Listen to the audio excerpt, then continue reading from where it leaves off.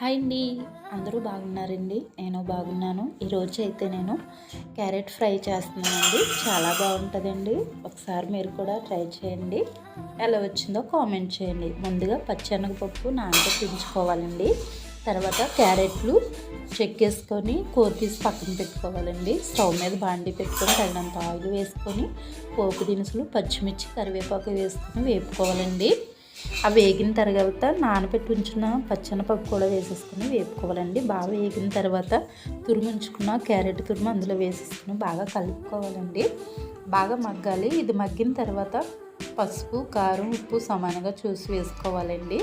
చాలా ఈజీ అండి. దీంట్లో పచ్చెనపప్పుకు బదులు కొబ్బరి కూర కూడా వేసుకోవచ్చండి. చాలా బాగుంటుంది. గుడ్డు వేసుకోవచ్చు. ఎన్ని రకాలుగా క్యారెట్ ఫ్రై చేసుకోవచ్చండి. చాలా బాగుంటుంది. హెల్త్కి కూడా మంచిది కదండి.